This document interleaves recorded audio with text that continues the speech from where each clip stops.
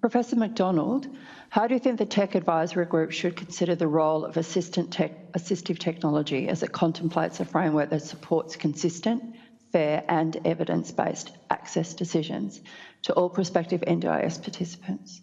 I don't actually understand what the terms of reference are for the TAG. I've looked at the website, so I don't know what I don't actually understand. You know, I've looked and I've seen who's on there, but I'm not sure. Actually, one of our colleagues on the call is on there, so he may be able to answer that. I actually think that it's really, really important that there is a very clear justification for assistive technology and the supports that are around assistive technology, and that includes emerging technology, which may not be classed as assistive technology at the moment.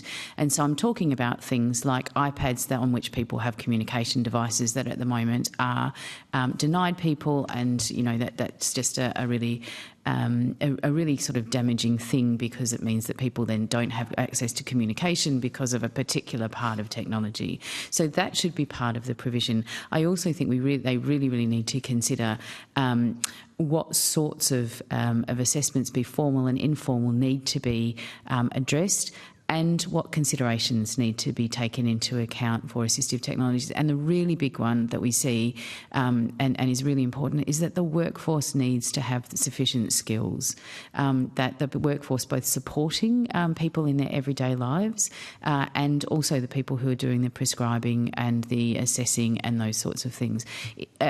Technology is not just a kind of, here you have a piece of technology. It's about training. It's about making sure that it's the right support for you at the right time, and that there are provisions built in for review and those sorts of things. So I'm aware we're short of time, so I'll finish there.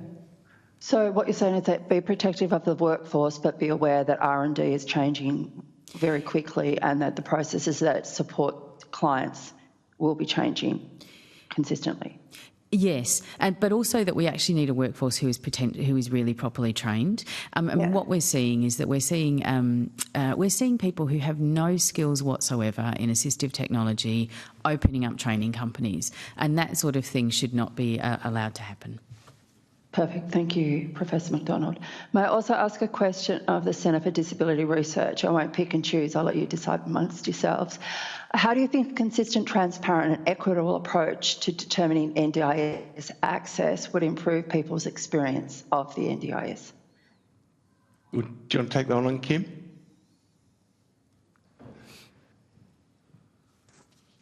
Thank you. Yes, so some of the questions that we have had in our minds about this with the amendments is around people having to be justifying some of the entry points, and this shift in looking at impairment more than functional needs. And so we have quite a bit of experience in the ICF, the International Classification of Functioning, which is a foundational principle, I guess, of the NDIS Act originally, but also in the UN Convention on the Rights of Persons with Disability. And so if you are elevating impairment and a focus on the health condition, which there is some suggestion in this amendment that that's the case, and I think also as alluded to by our colleagues around automated decision-making, that you're looking at categories rather than individuals. That functional approach is really is essential from our point of view, and there is some question around how that's going to be applied now. Okay.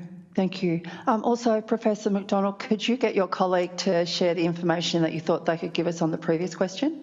The question on CDRP, So I think CDRP are absolute experts in functional assessments. So I was passing to them to actually kind of, and so the idea around assessments being around function rather than impairment kind of probably answers some of that, and capability and capacity.